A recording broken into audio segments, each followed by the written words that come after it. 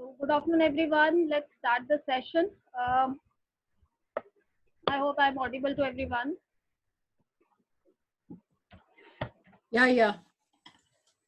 Thank you so much. So we have Sumitra Manmohan with us today. She is quite an experienced trainer in soft skill. She's also taking some stress management programs. She's dealing with corporates as well as campus to corporate training sessions and some open seminars also, as and when she gets chance. And today she is here with with all her experiences, her life experiences, and also some of the theories she is going to share with us, which is definitely going to help all of us personally and professionally, and few of the things which we can use in our training programs when as a trainer when we go further for other training. So Sumitra is from Bangalore, and she is connected with Trainers Club for some of the other programs last 2-3 months back. But now she is here to help us conducting this particular topic, which is very important in all the scenarios, I think. So winning relationships is very, very important.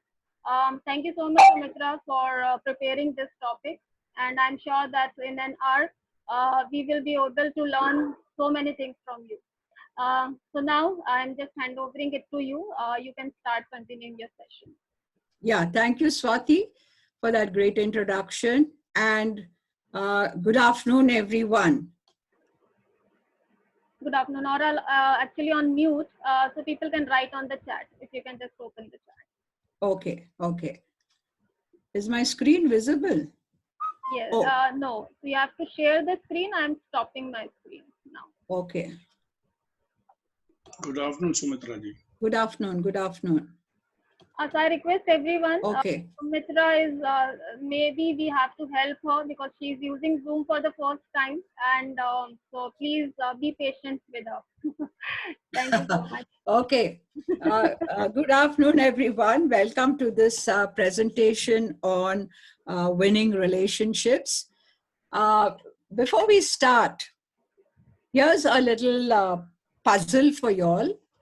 And this is an equation, obviously, with Roman figures. And imagine it's a project presented by a younger person in the team. Hey, don't start that other one.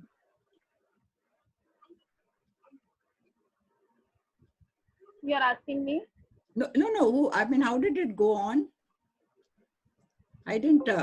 You have to share, press on the share screen, ma'am. Okay. Can you all see my screen? No. Not now. Not yet. Madam, there is. I'll advise. I'll request. Go for the share screen. Then you will find your particular presentation. Click on that. Okay. It should be on the desktop normally. Yeah. It is on the desktop. Yes. Then click on that. Select, and then you will be finding two things. Left-hand corner, niche, copy URL. Wait. You don't have to copy URL. You can just directly click on your presentation. It will get open. Is it all right? Okay. Maybe sometimes it works, sometimes doesn't work. Has it come now? Yes, it's coming. Yeah, it's on the way. It is it is in transit. Ravi, you are in Bangalore and Sumitra madam is also in Bangalore, so it's on the way for you people. But we are in other cities. Sir, I am in Bangalore. Yeah, can you all see it now? No, ma'am. That means you need to copy URL, and again there is a share on the right hand. Otherwise, Swati, why don't you show it on the screen? I'll go by that. Okay. Just allow me some time. By the time you just continue your puzzle, I'll just download and help you. But they haven't seen the puzzle, no? No, nothing. Okay, it's on the screen. Okay. Just allow me 2 minutes. Yeah. I'll just do that. And I hope it opens on the opening one, not the second one. Sumitra madam, in the meantime, if you can introduce yourself, we will know about you. Yes. And I think there is some suggestion also from Ami. Just go a little behind. Okay. And on your right now. Yeah. Little on your right. So now we can see your entire face now. Yeah, perfect. Okay. Thank you. Okay. Fine. So I was born, brought up, and educated in Mumbai. So I'm a Mumbaikar to the core, right? I started off my career as a lecturer. That was the last profession I ever thought of getting into. And then I just fell into my lap, and then marriage brought me to Bangalore. And I started off my career in corporate communication, that initially in KSTDC. Then I went on to BEL. And of course, BEL, the time we launched the electronic voting machine, and the TV coverage jumped from 15% to 85%. That was the time I was there in the PR. And then when the voluntary retirement came, I jumped at it, came out, did a lot of exciting things, and joined Toastmasters. I've been in Toastmasters for the past 20 years. And I'm the first woman distinguished Toastmaster from Bangalore. And while in Toastmasters, I came across training, because that's the general springboard for all of us to get into training. And I've been in training now for more than 20 years. Yeah. So that is how I'm here today to present this presentation. So Swati, are you able to get it? Yes, just give me a minute. I'm just opening it.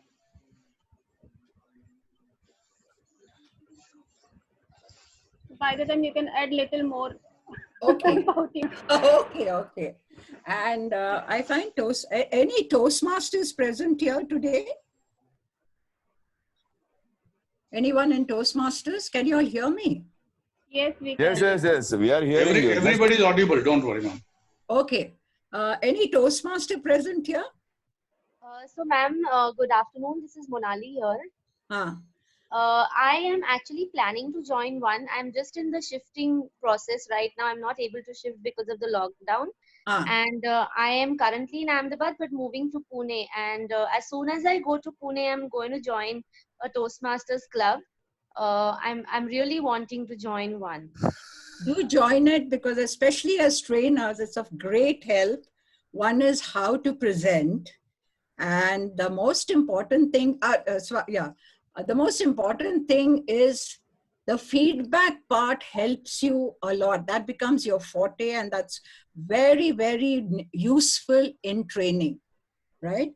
And therefore, whoever gets a chance, please do join. Yeah, yes. Swati, can we go to that? Thank you. Yeah. So you want to go to the next one? Yeah, go to the next one. So here is a puzzle for all of y'all. It's an equation. And imagine this is something presented by a youngster in the team. And you looking at it as a senior, you looking at it, say, no, this is wrong, right? But this guy has put in so much of effort and all. He said, no, it's absolutely right. I know. Now, without hurting him, how can you make it right? This is like, you can't add, you can't subtract, you can't do anything to change this equation. But how will you make it look, how will you correct it? Anyone? Yeah, just inverse the proportion. Yeah. Just reverse it, inverse it. We'll just reverse it. Yeah. That's the thing. Swati, the next one, I'm sure you all would have done this, but what I'm trying to say is not reverse. Maybe you go and see it from, it comes to the same. You go and see it from his perspective, and then everything is happens right? And so what I'm trying to say is empathy is very important in winning relationships. You need to get into the shoes of that person and then try and see things, and then you'll realize how different it is from that, from his perspective. So I was working in a company and we had a big event coming up, and there was just about 10 days left, and the person from HR who had initiated a lot of things had been missing for some of the meetings. Now, all the senior guys got a little upset, and they were trying to get through to him, phone calls, emails, nothing seemed to get his response. And I was from the PR department, so I said, okay, let me see what I can do. Now, he was a guy who used to send miss you mails to people who would not be seen for, some time. So I started off my mail saying, it's our turn to say we miss you, Ajay. Anything wrong with there at your from your end? How are you? We're all concerned. And then, as you know, we are, there's just 10 days left for our event, and without you, we can't take decisions. So could you have either brief us on the email, or at least if you can come in person, nothing like it. And the next day he was present for our meeting, and he said, if at all I've come, it's only because of Sumitra. So what is it that helped me get the response from him is what we are going to look at today. Yeah. And so whatever be the form of communication, the response we get depends on how much people believe us. And this believability depends on how much they like us, and the likability and the liking depends on how they perceive us, right? Now, whether we are selling products, services, or a message, we are selling an idea. And the response to that idea depends on how we are perceived. And, our success of persuasion depends on how we are perceived. Now, you all know Malcolm Gladwell's book, Blink. He says it takes just 2 seconds for someone to make an impression. Can you be a little louder, ma'am? You want to be a little louder? Yeah. Please. Sorry. Please. Can you hear me now better? So we can hear her. Can you check your audio also? Maybe a network issue or something? Okay. Maybe if it is tried from the other side, then I can know. Okay. So it all depends on how people perceive us. And it takes just 2 seconds for people to make an impression of you. And the next 30 seconds, it either gets enhanced or diminishes once you start speaking. So what does this mean?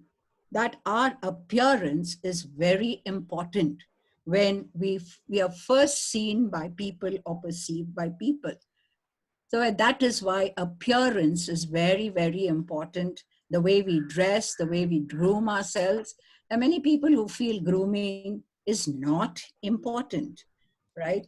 So that is why they say how you appear. So a smile, the expressions on your face go a long way in building up rapport with people.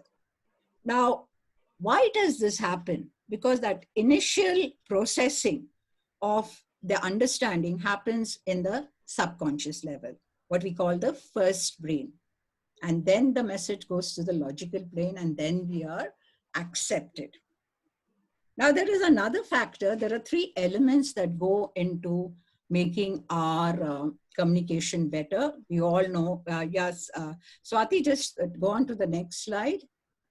Next slide. Yeah. So likability is how we are perceived. And we all know Albert Mehrabian's research, and it says the 3 elements and all that. We're very familiar. But what is important in this is the consistency. Whether the words, the voice, the body language is all connected and consistent. So consistency is very, very important. Now just say, suppose I came and said, good afternoon, I'm so happy to be here. Now compare it, I'm looking at you. Good afternoon, I'm happy to be here. And this, a very good afternoon to all of you. It's such a privilege to be taking this session with so many experienced people in the training field. There you see how energy adds to the impact. Now, let's compare this to a rocket getting into orbit. There's the payload, the rocket, and there's the delivery system. Now, unless the delivery system is powerful, your payload cannot be launched, right? So however well-crafted that payload is, whatever technologies have gone into it, whatever happens, it does not get delivered, right? Similarly, if you have a... Deepak, you have to Mute. Yeah. So unless that your delivery is powerful, so imagine a nervous or a wooden face will not convey your message, whatever knowledge there is, however well crafted it is. So that is why we say that it is very, very important how we deliver the message and deliver it with energy. Let's go to the next slide, Swati. Sumitra, you have to sit little back, I think, because we can see only half of your face. Because I think you are coming close for the audio. Yeah. Okay. Or she can tilt down the camera. That makes her more comfortable then. Down. Yeah. Okay. Am I little? Yeah, more visible. Yeah, but better. Just stay there. Because I get carried away when I talk, That's No. Don't get carried away. Be there only. Okay. Thank you. So the other, the next one. Did you get the next one, Swati? Sorry. Yeah. Barriers. Now, we saw that if there's inconsistency in the visual, these three factors, and the most important thing, why we're not able to get across our messages, that's because we are, we don't touch the emotions, right? So touching the emotions is very, very important. And we all know in marketing, it's you buy on emotions and you justify with facts. And that is why John C. Maxwell also, in his Law to Connect, says that we need to touch a heart before we ask for a hand. So we need to touch the emotions first and then, get the response that we need, right? That is how I managed to get the response from Ajay, because I touched his emotions. And then that's how we get so upset sometimes we forget, to inquire also what could be wrong with the person. So inconsistency of the three things and then failing to get in touch with the emotions. Now, why does this happen? We have our first brain, which is the emotional brain. We call it the first brain because that is what people were born with right from the beginning. I mean, that they say that's the first brain. And there it is when we get influenced by the senses, all the sensory, this goes there. And unconscious, it is the first brain that directs the logical brain to accept whatever you say. I have another example. I was in college and I was in a Kirana store, the present supermarket. So my friend's brother came along and we got chatting. And then I think he got the idea, why not take her out for a movie? So he started, and when he started that, he got so nervous. His knees were wobbling, words were not coming out his face, his hands were trembling, beads of perspiration trickling down his face. And then I thought to myself, he's so nervous asking me for a movie. How will it be, 3 hours in the movie? So I cooked up an excuse and got myself away from there. And that is why today I'm in Bangalore. He's there in Mumbai. Yeah. So apart from this, we can change, we can overcome whatever mannerisms we have. And if the most important thing is, we have to have the will to change. And the other most important thing is we have to take responsibility for our communication. Many a time I've sent the message. He doesn't look at it. The person is not listening. He doesn't understand. This is what we keep saying, isn't it? Have I given it in a way that is reader friendly? Has he been able to understand what I've been trying to say? We don't think of all these things, isn't it? So that is why we need to take responsibility for whatever communication we make. And then I think we will be able to connect much better once we've touched their emotion. Do you all have any questions at this stage? Would you like to this? Because I'm supposed to finish it off all in 1 hour. Yeah? I cannot see any raised hand right now. So I think we proceed. Okay, fine. So now I will touch upon certain basics of communication, right? Because most of us over the years tend to forget it. So here's a reorienting or a refreshing our minds towards what are the basics of communication. The first thing is know your objective, right? Swati, you can go to the next one. Next slide. It's there already. Yeah, okay. Enhancing our this, I touched upon it. Let's overgive. Yeah, we can go to the next one. Basics of communication.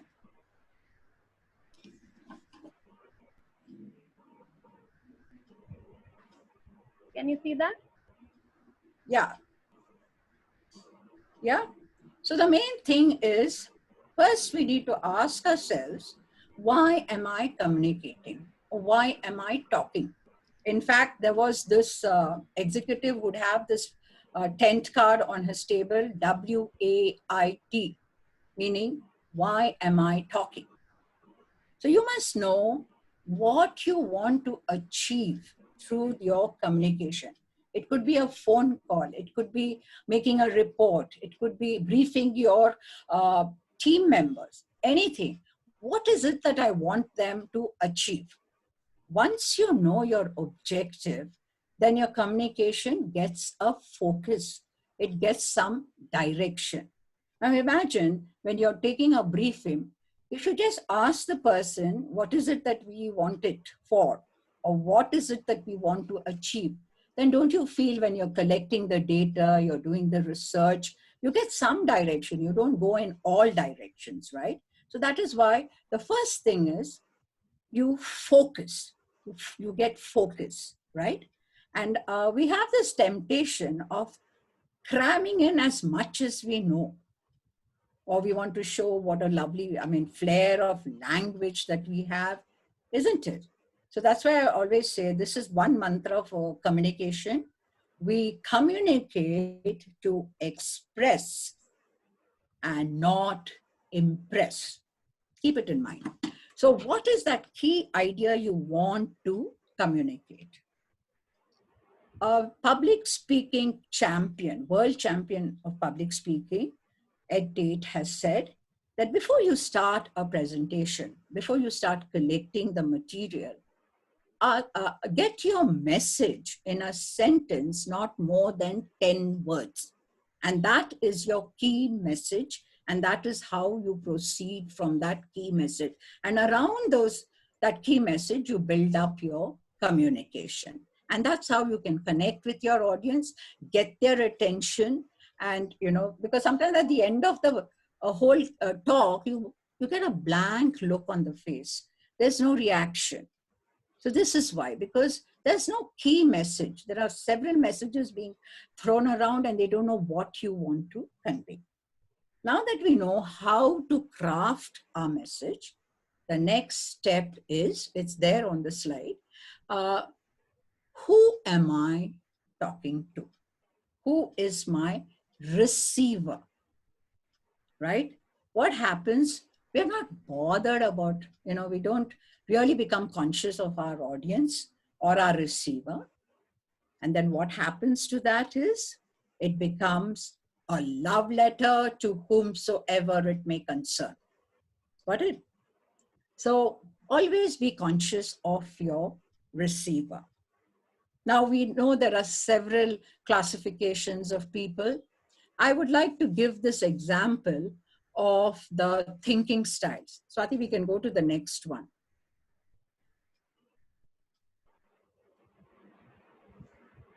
This is the 4 categories. The first one is the work-oriented, the top one. It's need it now. This person is very practical, very time conscious, and he just wants you to go straight to the point.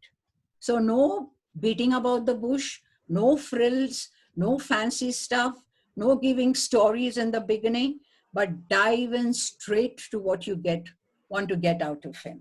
And whenever you speak to him, you want to get something, your proposal okayed by him. It should be practical. It should save time. It should save manners. Then he will take in to whatever you are suggesting. So need it now, the work oriented. And don't expect any emotions from him. He won't be there to chit chat with you. No inquiries about how you are or what has happened or anything.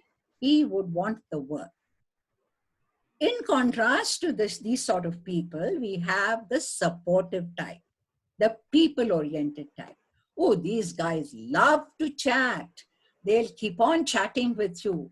And you also get into the chatting, and the danger there is you do not get your work done, right? And they would love to follow whatever others are doing, whatever the masses are doing. Yes, we'll go ahead for it. So that is how you have to do this. So if you want to break the ice with this person, you first try and find out what is his pet topic. Family, start off on the family. Cricket, what a wonderful century Virat Kohli scored, sir. And you'll take off on your cricket and no work gets done, right? So be careful about such people to be on track. Then you have the fact-oriented people. What, why, where, how. Typically accounts. Sorry if there are any finance guys. Engineers, they're very logical. They're very clinical in their thinking. They want facts. Whatever you're trying to sort of propose or suggest to them, they want the facts. So data, statistics, graphs, case studies. These are the things you need to tell them, and then you can get this. Even if you're talking to them on cricket, give them all the figures, all the statistics, and they will start listening to you. Right opposite them, you have the empowering people, the ideas people, concepts people. And these are always wanting to do things ahead of others. They don't mind taking risks. These are the creative types. These are the innovative types. And they will just jump for your ideas, whatever you want. So there we have the work-oriented. I call them need it now to get the north. South are the supportive people, the people-oriented people. Then we have the West people, what, why, where, how, the fact-oriented. And then we have the ideas, the empowering people, the East people, right? Now, we have one question from Ayan. He raised his hand, Sumitra. Okay. What is it? Yeah, good afternoon. This is Ayan Banerjee from Kolkata. Yeah. Thank you for a wonderful presentation so far. Just wanted to clarify one thing. You said that this is the thinking styles. Okay. Right? I may now, whose framework is this? If you could please share, that would be really great, because this model is very similar to the DISC personality profiling. Okay. That is profiling and this is thinking. If you could please share the detail. Thank you. Okay. See, I got it like this from one of the presentations. Of course, I was not so curious as you were to find out from where it was. Anyway, I mean, I can check it out and find out, because we were just given this north, south, east, west, to remember certain things. I know DISC is also there, but I thought generally when you're talking to the general public, I use this because they're able to, connect with it much better. But I'll check out. No problem. Yeah. Sure. Thank you. Thank you. Yeah. There's another question from Vijaya. Yeah, Vijaya, what is it? Good afternoon, ma'am. Wonderfully presented till now. I'm just trying to get into this. I'm trying to understand, is this that I have to know my audience, so before I talk to them, I have to decide as to which thinking style they are into so that I can match their pace? Correct. You know, as I was saying, the other day, you know, some days back, I was cutting ginger, okay. Now, I was not able to put my, the knife didn't go through straight away. I had some difficulty. And then something slipped and then the angle changed. And I could cut through the ginger very easily, which only meant that I was cutting along the grain of the ginger piece. So I would take this analogy and say, if you know what interests the person more, then you know, sort of tailor your message, highlighting those, right? You go be aligned with the grain of the person and use that approach. Just like soap. The soap is the same thing. When it is a young girl, we'll say, oh, it'll make you look beautiful. You'll have a glowing complexion. If he wants to sell it to an old person like me, it will lessen your wrinkles. You look much younger. You know, that is how we adapt the same thing. We highlight different aspects to different people. That is how it is. I hope I've conveyed my message. Is it clear? Can you move on? Yeah? We are okay. Swati, the next. Yes, ma'am. Thank you, ma'am. Yeah, it is very clear. Yeah. The next one. Yeah. Then we have the VAK styles, people who like visual, like that's how we do it in our trainings. We give them audio visuals, so that, you know, that keeps such people engaged. Then we have those who, the feelings type. And we've all done these sessions now recently in the webinar. So adapt your message according to that, you know, what appeals to them. Yeah, and then you can make out what types they are. Like, I see what you want. I mean, I see. I can see your point. Some other, that sounds great. So this is how you judge which type they are. I feel it's not good. That is the feelings type. Yeah. Then we have these types who are slow. They need time. They need space. So you can't push such people with, you know, very short deadlines. You have to give them time. They take their time. And that's how we manage them. I'm just giving you some examples because in the short time we can't present everything. Then you have the guys who negate, right? Whatever you put across to them, they're critical, they'll pull it down, they'll, you know, shoot it down. So what do? You go through whatever you want to say, give them two options. And the option you want, you don't highlight. You give the other option, which is equally good, but you're not very keen on that. When you start highlighting that one, say B, they will opt for A. That's how, you know, like, you know, how we have sometimes problems with our convincing our spouses. Like they wanted to go to a dentist. So I suggested one dentist. And then for something else, we went to another hospital, and there, which he very comfortable in. And there was another dentist there. I said, so why don't you go to this dentist? No, you're anyway comfortable in this hospital, isn't it? Let's go to this dentist. Then, you know, he went back to the first one that I told him. So that is how it is, you know, you always try and give the opposite one. But these are some ways of dealing. The whole idea is try and understand what they like, what is uppermost, you know, what are the, whatever appeals to them. This is how you approach it. And I think this is where most of our communication fails. We do not think it from our receiver's point of view. How will he take it? And that is what makes us doesn't make our communication effective, right? Any questions on this? Crystal clear. Yeah. Okay. Should I go carry on? Swati, should I go ahead? Okay. Yes. Now, we always remember this. It is not what you say, But how you say it, that is important. That's another basic of communication. It's not what you say, but how you say it. So therefore, whenever you want something from people, remember to smile, say it with a smile. Sometimes we speak in a very abrupt way. Now, please do this, right? And that is how people get put off.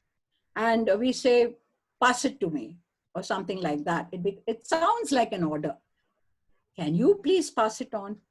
You know, when you ask it in a question form, the response is much, much better. Then please observe yourself, see if there are any irritating mannerisms that you have. Ask your friends, your family people, is there anything like this? Like I had this cousin of mine, and every time he spoke to us, he'd say, well, I don't know. And I always used to think that he's putting me down, whatever I'm suggesting. Then I observed, and then I found that he speaks the same way to everyone. So don't get offended. Sometimes that is how they are. And therefore, don't get offended their mannerisms, their expressions and all that. The whole thing is to accept people as they are. But when we communicate, we have to be conscious of all this. Now, even our posture, when we stand erect, that means that we are confident of ourselves. We respect ourselves. And when you respect yourself, the receiver will respect you. So that is how you can command respect from others, right? So like this, we need to be conscious of our various gestures and body language, our posture. Sometimes when we're sitting for a meeting, we'll be, away from it. So if you're not connected, then, it offends the speaker. And therefore, it becomes very difficult to connect, right? So then we get on to voice, Swati, the next one.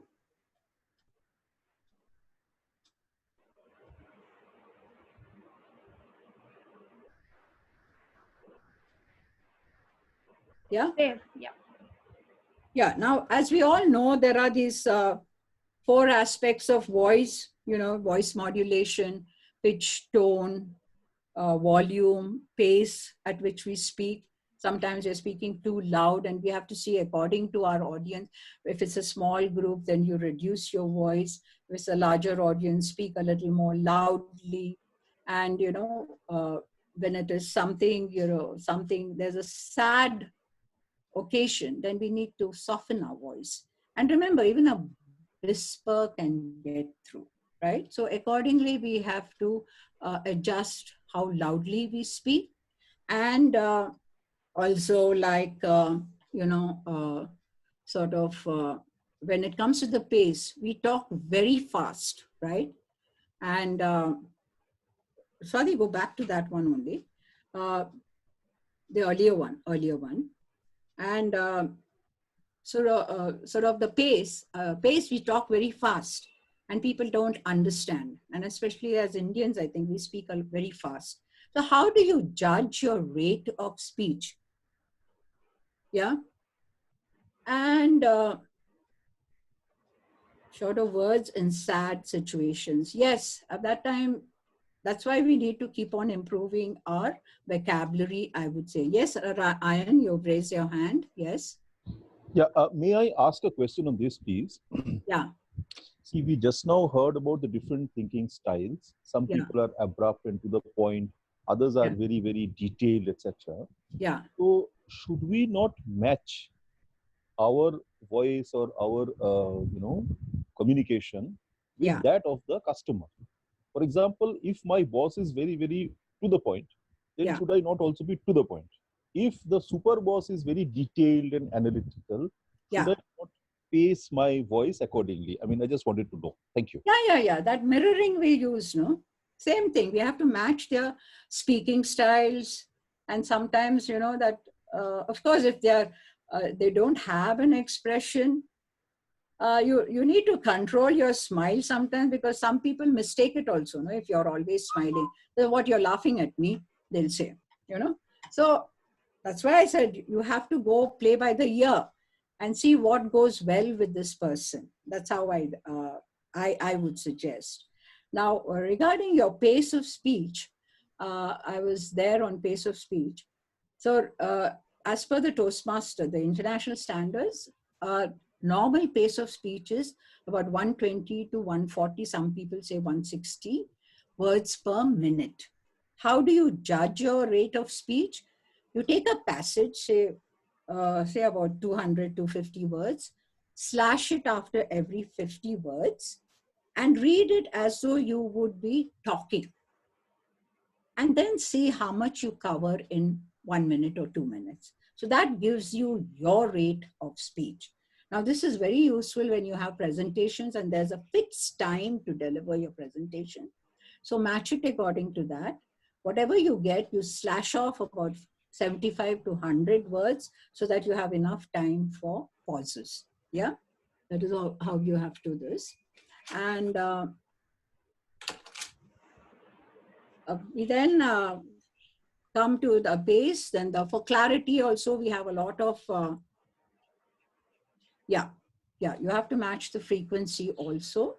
And then we have a lot of, for clarity also, there are a lot of exercises, your breathing exercises, and then they say, keep a pen or a pencil across without biting it, try and say like, this project is a tough one. You take a sentence and try to say it. The other one is, you can practice with tongue twisters to get more practice. I have one tongue twister right now. Let's try it out. You can repeat it after me. I slit a sheet. Say that, all of you. Unmute. I slit a sheet. And the sheet I slit. And the sheet is slit. And on that slitted sheet, I sit. And on that slitted sheet, I sit. Now, when you say that fast, you will tend to come out with a naughty word. Try and say that fast. I slit a sheet, and on the slitted sheet, I sit. Try that fast and see what happens. Write it out. I slit a sheet and I sat on the slitted sheet. No, you're changing it. You should say I slit a sheet, and on the sheet I slit. On that sheet I slit. I sit. The slit I sit. Try it out. I slit a sheet. The slit. I slit a sheet. On the slit I slit. I sit. Try it out fast and see what happens. So tongue twisters are another thing to this. Okay, let's go to the next one. Yeah, the Pankaj one. Yeah. Yeah, the next one. I slit a sheet on the seat list, and that sheet I slit. No, you are getting it mixed up. No, but I'm madam reading somebody had tested. No. Yeah. Anyway, we're running out of time. Anyway, I'll give you that. In case slide is there, put on the slide, ma'am. Okay, not now. I'll just finish this and then. Sumitra, you repeat it. I'll write it once because everyone wants to know. I slit a sheet. 1 second.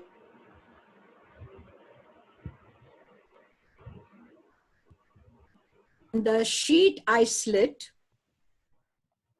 I slit a sheet. The sheet I slit. The sheet I slit. And on that slitted sheet I sit. On that slitted sheet I sit. Okay. Yeah. On the slitted sheet I sit. And they have to say it fast, they come out with that naughty word. Let's check, is it correct? Yeah, I slit a sheet, the sheet I slit, and on that slitted sheet I sit. Yeah, correct. Yeah. Okay, so you carry on. Yeah. Now this the next slide, Swati. Yeah, this is to show how tone can change the meaning of whatever you speak. So there's this sentence, Pankaj, the door is open. And I have various situations. So who will volunteer the first one? I'll give you the situation. Ravi? Ravi, you are, yes, tell me. you are called. Yeah. Now you are like two guys. One of you is Pankaj, your other colleague. You're waiting there at the door and your manager sees you all, and in a very friendly tone, he says, Pankaj, the door is open. Come, say that. Pankaj, the door is open. Please come in. Now the next one is, who wants to do it? Ayan, you want to try it out? Yeah, sure. Tell me. Now this one is when there's an executive gone to the boss and he keeps pestering him for the promotion, right? The boss gets very angry. How would he say the same thing? Pankaj, the door is open. And you know, you can add a little extra also. Yeah. Pankaj, the door is open. You may leave. Yeah. The next one, this is, you know, you're very angry and you're saying. The next one is the child or the son never closes the door. And this is an angry mother. Vijaya, you want to go ahead and try it, bringing out anger in the tone. Mother should try. Monali? I try, ma'am. Vasudev. Okay. Or you can try it out on your spouse also, no problem. Then I will not get the Mother's lunch. Day is very near, coming very close. Sumitra madam, the lockdown is still there, so don't ask him to try now. No, though it is locked down, we are locked up in the house. Yeah. Hey, Dev, why don't you close the door, please? Exactly. There, the anger comes out. Now, I want a guy to try this out. Yeah.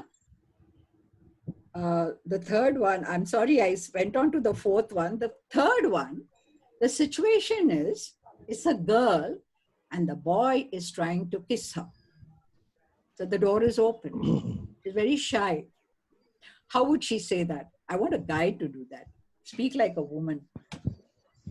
Well, I can try. Not too sure. Try it out. Try it out. Pankaj, the door is open, yaar. Don't do it. Please take care, yeah. Sumitra madam. Yeah. I think you can remove that word don't and please do it. That'll be great. That'll be great. Yeah.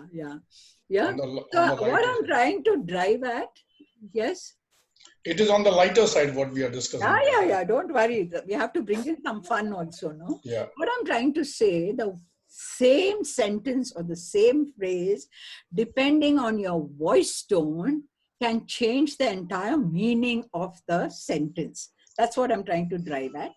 And that's what happened to me initially, you know, when I got married. My husband is a lawyer. We constantly had arguments. And then my son, who was a very observant guy, said, Mom, what you say is 200% correct. But you know what? It's the tone in which you speak, Mom. And that's how, ever since that day, I became so conscious of my tone that now it's become very much a part of my training programs also. Yeah. So tone can make or break your communication with people. Right. So that's what before the style of communication is this is what I was trying to, and of course, coming to words, never use negative words. I can't do it. You tell them what you can do. And suppose there's a boss who's he doesn't understand what you've explained. Now you're getting a little irritated, but you can't tell your boss that you don't understand, right? So you have to say, okay, let me try and put it across a little differently. That's how you have to say it. You know, don't say you don't understand and then repeat, but say, okay, let me try, I'll put it across in another way. Then this word need can work wonders, you know, when you want to get something done, right? So whenever you want some inputs from someone, then you always say, I need your input and it's very important. I need to give this by, you know, a certain date. And always when you're asking for things, you sort of ask them to, you give a deadline so that you are able to follow up on that. Now, sometimes we make phone calls, we don't get the response. What do? So you try once or twice, then I immediately back it up with a WhatsApp message or an SMS, whatever suits the situation. Say, tried your number 3 times, 4 times, mention it, be specific. With no luck, it is regarding so-and-so thing. Could we speak, or I need this by such and such a time. So this word need is something magical. Try it out and you'll always get what you want. I mean, it comes much, much faster. Now in email, sometimes you've been phoning them up, you're sending reminders. So the best way, what I do is on the top right-hand corner, I'll say first reminder, second reminder, third reminder, you know, and sort of try and show them a benefit, how, you know, how they would gain from it, right? Then that is about the style of communication. Swati, the next one. Yeah. So it's not what we say, but how we say it. And then remember, communication is a conversation, and you have to give a chance for the other person also to speak. Keep watching out for their expressions, their body language, and, you know, because if they're not liking something, then you have to adapt your communication. So that's why we call it a conversation. They also say communication is a dance. Just as you change your steps according to the music, according to the person's pace. So that way you have to keep changing your communication according to the person. So that is always keeping the person in mind, yeah, adjusting. Because sometimes the same communication, the response we get from people is quite different. It's different. So you can never judge what this communication will have on these different audiences. Each time is something different, and that's why I say adapt. Your core content can be the same, but the jokes or the examples, the situations you give, adapt it according to the person. And of course, we have to listen to the person. And we have our various attending skills of nodding. If you're on the phone, we keep saying, absolutely, I'm with you. Show them that you are there for them, listening. So that is how you gain rapport with them. Then we come to the last point, and that is about keeping your receiver engaged. There are 2 frequencies on which we need to operate whenever we are communicating with people. WIFM. What's in it for me? Always try and show them a benefit. So that's the FM frequency. If you show them a benefit, then they're bound to fall in line with you. Like whenever I have my trainees, they come in late, and I impress on them about the need to be punctual and all that. And then I say, see, if you come on time, I finish my portion on time, and you can go home fast. So when you give them some benefit by doing it, they are bound to, they will, unless they're stubborn people, of course. Yeah. So that is what's in it for me. Always show benefit when you're communicating. And the second one is make me feel important about myself. AM, that's the AM frequency. Make me feel important about myself. So that's the other, where you give them importance, greet them, smile them, show respect to them. Always try and pick out their positive points, praise them. We all like praise, praise them. There's always something positive to be said to a person, right? Appreciate. Whenever they do something, someone responds immediately. Thank you for that prompt response. You start your email that way or your message that way, and they'll feel so happy that you acknowledged it. There'll always be something to this, yeah, to get out of them, right? So in human relations, there are 4 A's. One is appreciation. The next one is apology. Always, even if the person feels upset, I'm sorry, I never realized that. You lose nothing in apologizing. Then the third A is accept. Now that we know that there are different types of people, different personalities, we are a mix of different things, accept them. Accept them as they are. Don't try to change them, but change your approach. Adjust your message. That's the fourth A, adjust. And even you need to tolerate certain idiosyncrasies, whatever it is, just tolerate, move on. Chalta hai, just move on. And always remember, we all believe it in all philosophy, there's a God in every person. But let's try and bring out the God in that person. But there's always something good in these people. Yeah. So remember these 4 A's: appreciation, apology, acceptance, and adjustment. You'll have all got it right. Yeah. This. And then we come. So let us recap. Yeah. Yeah. Next slide. Next slide. Yeah. Acceptance and adjust. Correct. Now let's recap. The first point I made about basics of communication is, yeah, Swati, the first one. Recap and first. Yeah. Focus. Yeah. We have to have focus in our communication, know what we need to communicate. Then comes R, that's the receiver. Next one. And also remember, the message received is more important than the one intended, but there's a lot of distortion while the message goes. The next one is E.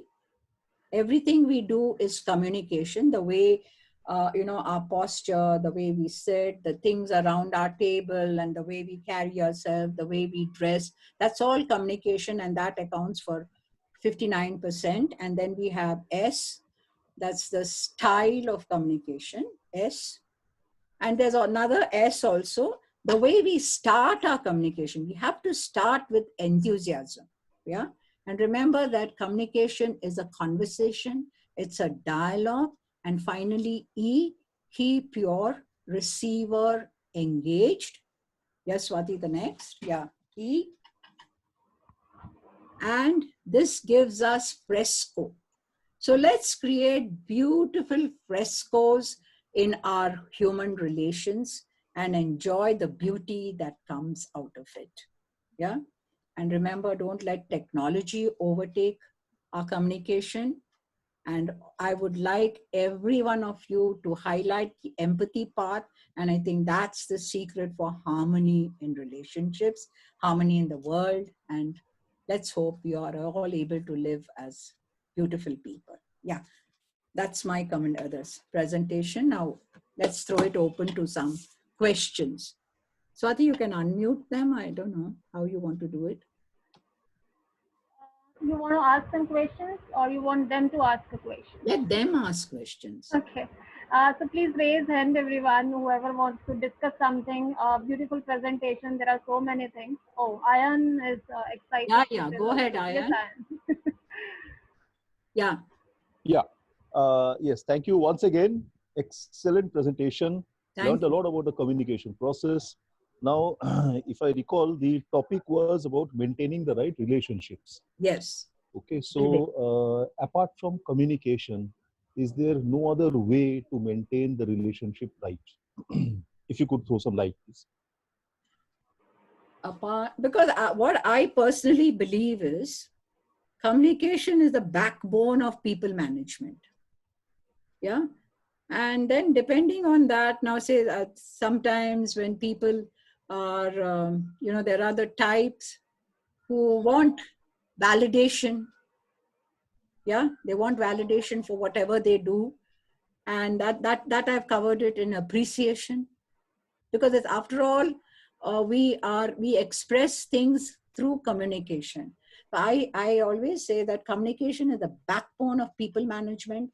And if you can manage to get it across through your communication or any other way, I mean, a hug, or at people at home, a hug, or that depends on what type of people they are, isn't it? The feelings, they want that touch.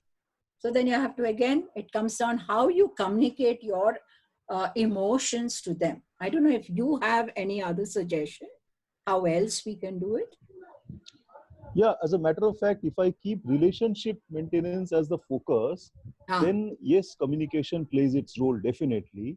Okay. But I believe there are many other ways to do that. For example, taking an active interest in people's habits, tastes, and preferences could be one. Transaction analysis could be a second. Okay. Certain aspects of NLP which you touched upon, but definitely, you know, that is something. And there are many other things, in fact, apart from communication. Although communication is a very, very important thing. Point taken. Sure. Thank you. Yeah. Good question. Yeah.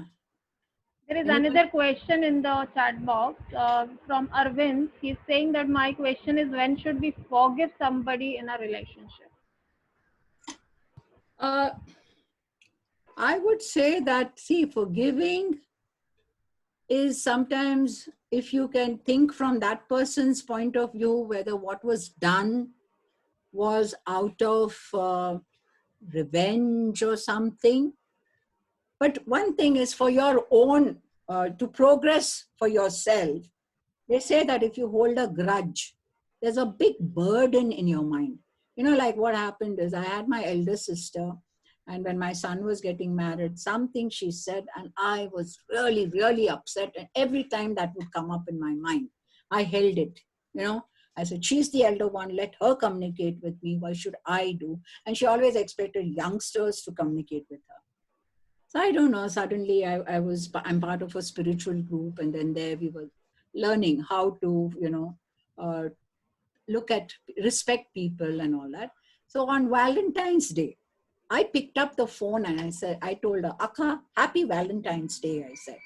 And she got a little amused, you know, on Valentine's Day. She said, no, I just wanted to tell you, I love you, Akka. And then, you know, she came out with all the things that she had not done for me. I'm so sorry, this year I didn't send you a New Year card. I'm really sorry about you. And then, you know, she started apologizing for so many things.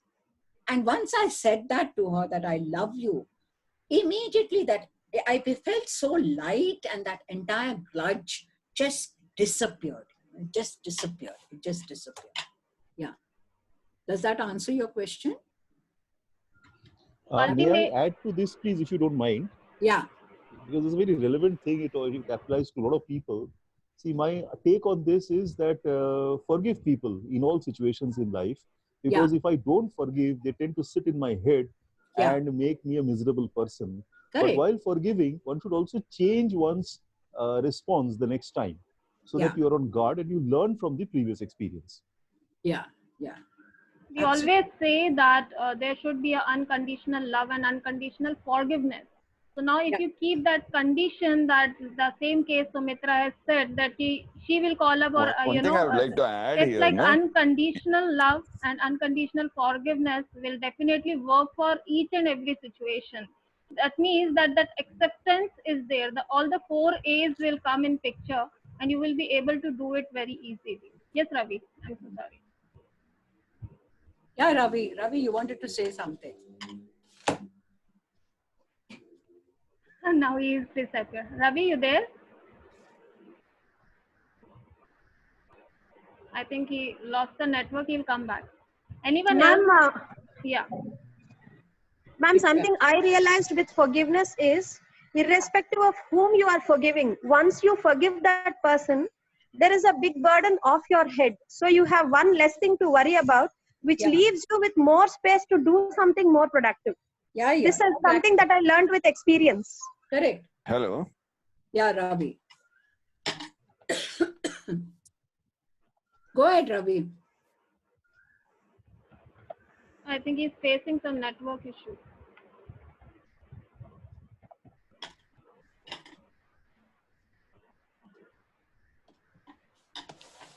Anyone else?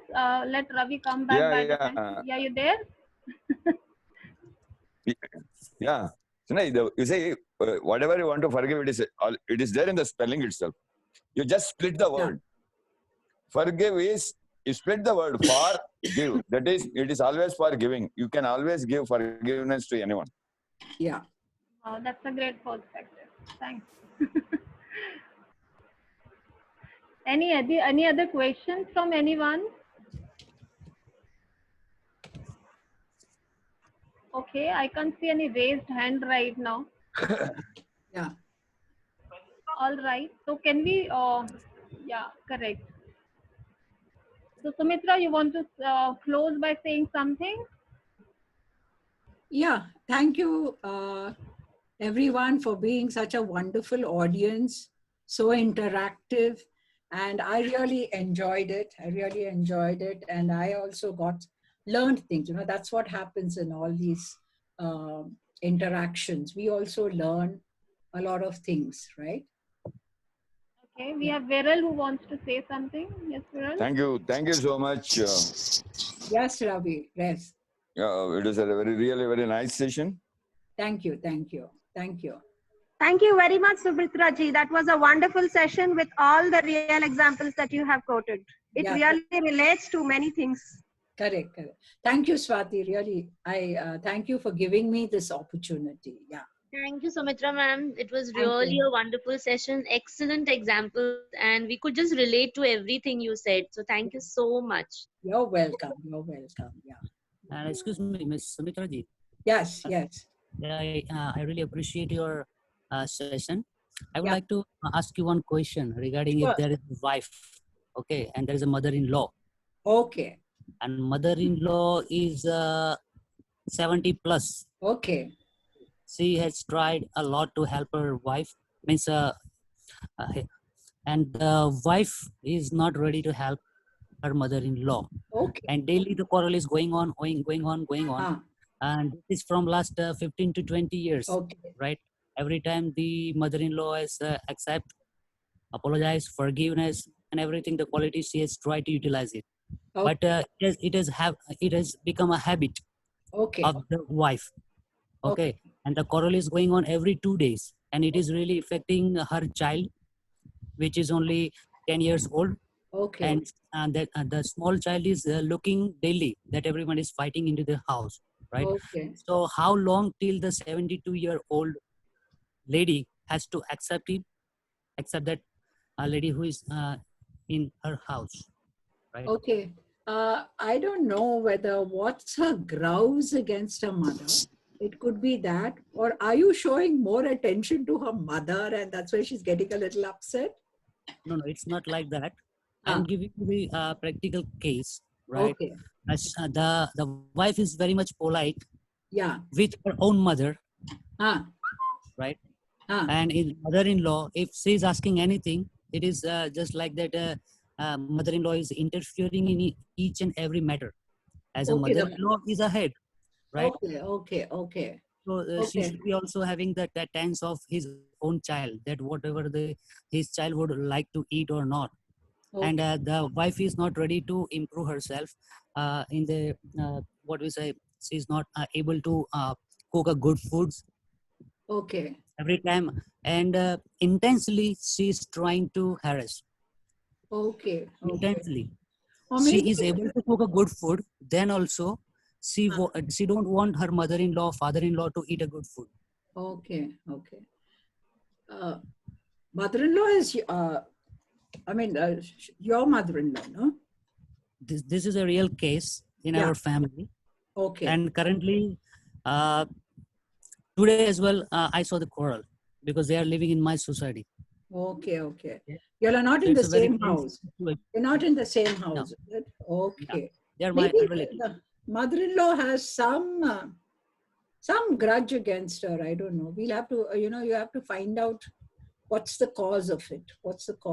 Ayan, you have something to say. Yes, Ma'am, may I answer that? With your permission, yes, add to this, please. Yeah. See, on a lighter note, researchers are doing this for the last 10,000 years, trying to solve this issue. They have not yet been able to come to the root of it. But on a more serious note, I think first of all, we need to remove the perception, the barrier to communication, and understand the facts. That is one. Look at it from both points of view, both the mother-in-law as well as from the wife's point of view, and understand the needs. See, needs can be real, they can be tangible, they can be emotional. So unless one addresses the emotional needs, I guess it will be many, many more years of the same pain. That's what is the basic reason for having that, no? Sometimes in relationship, what happens is, it's not only the words which is hurting the other person, it's also the behavior, the actions which is happening. So maybe a lady, a wife, is more vocal in her, whatever she is saying, or maybe a mother-in-law is not good in her behavior, or maybe something which has hurt her and she is not able to accept her as a mother-in-law. So there may be something which is not visible, but it must be there. Or there is another thing, like, there are few people, who are not able to accept someone who is not a direct blood relation. So again, it depends on the person. It has no, it's something which is a personal behavior of a person. And it's difficult for anyone who is an outsider, who is not a part of a family, who is not looking at them 24/7, to identify what is the exact reason and how to resolve it. Because until and unless both of them try to resolve it, no one can do anything. And thanks for your suggestions, Mr. Swati. But I would also like to say you that the mother-in-law is also very high educated. She is a professor, okay, and she is also aware of these all qualities.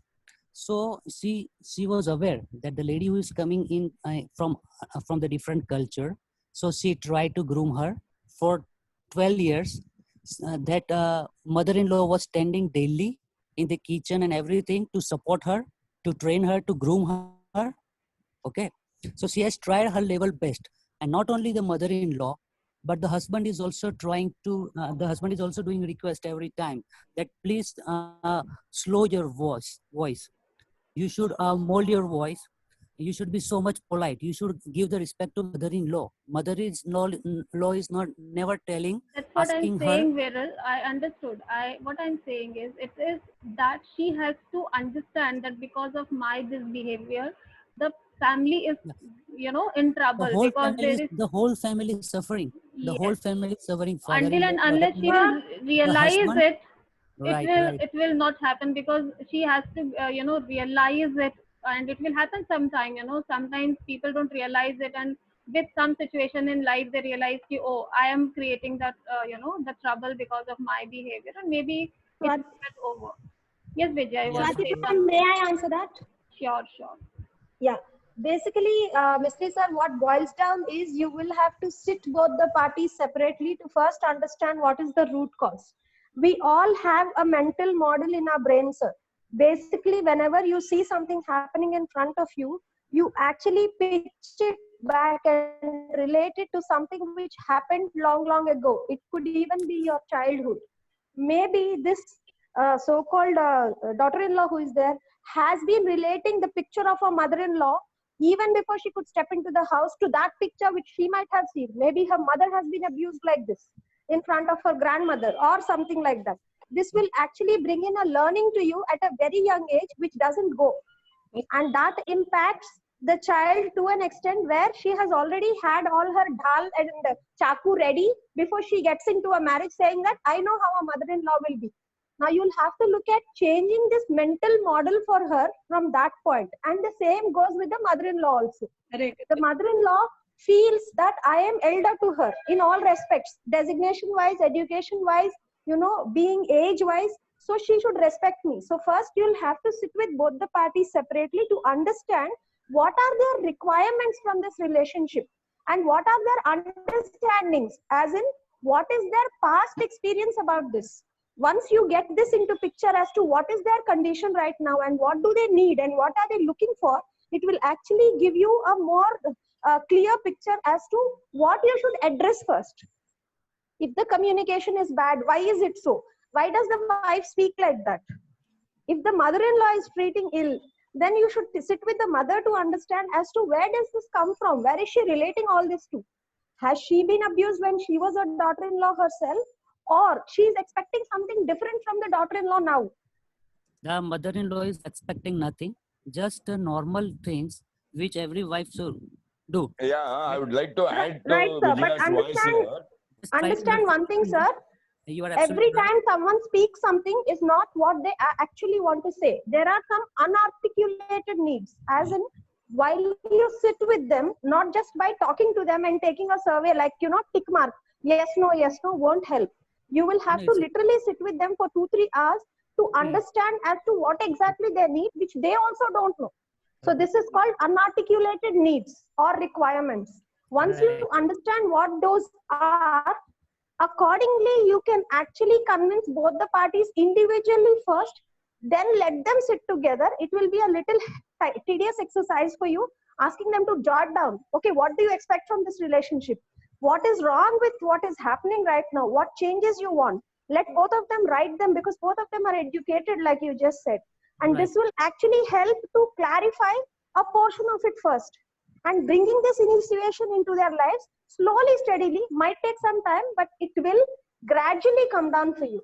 So you cannot see the whole picture as one cake. You'll have to first chunk it down into what is needed, what is the situation now, and what do I want from this. From there, you will have to jot down as to what should I do next to better the situation step by step. Yes. So from last 20 years, the same process is going on. Counseling is going on individually as well as combined counseling. Okay. And so many times the mother-in-law, the husband has accepted her how she was, but only is requested to slow down the voice, right? So, but she is not ready to slow down her voice, and she is having a lot of attitude, right? So it's the same process is going from last 20 years. Now her child is daughter has become 10 years. Really, we just connected with the topic. I'm so sorry I'm interrupting, because I have another session, as I asked Sumitra to close little early also today. If we just connected with the topic today, that winning relationships. Sure. Winning relationships. Right? Yeah, it was fantastic. Thank you. Thanks a lot. So I want to say, Viral, that winning relationship will only happen, like Vijaya has given some theory, which is good. Sometimes it doesn't work also.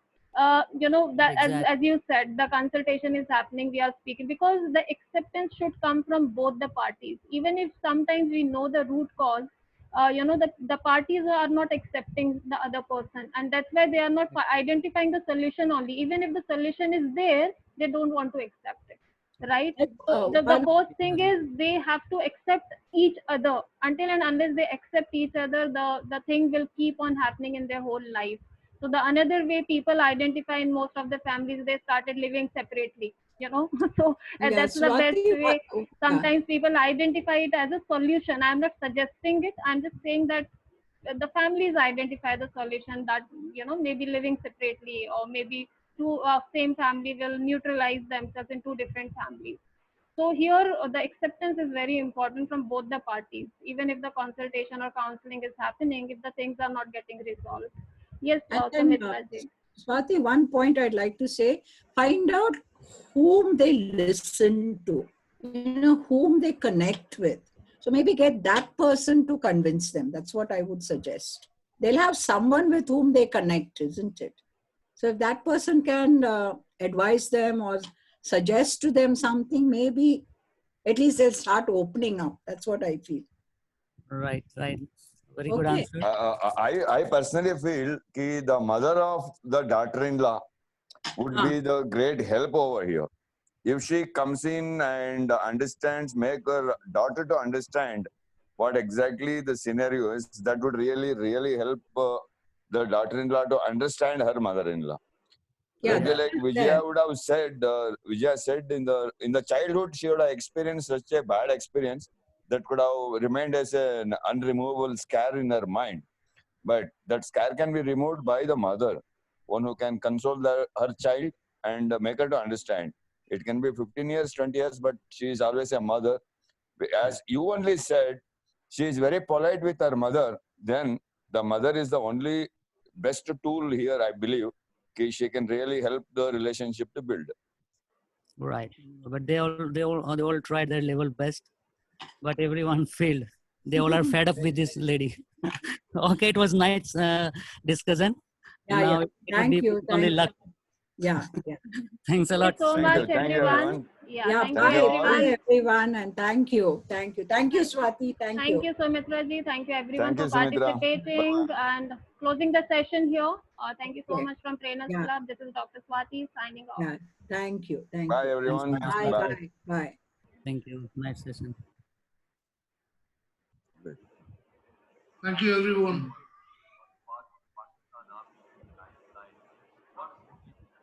Thank you.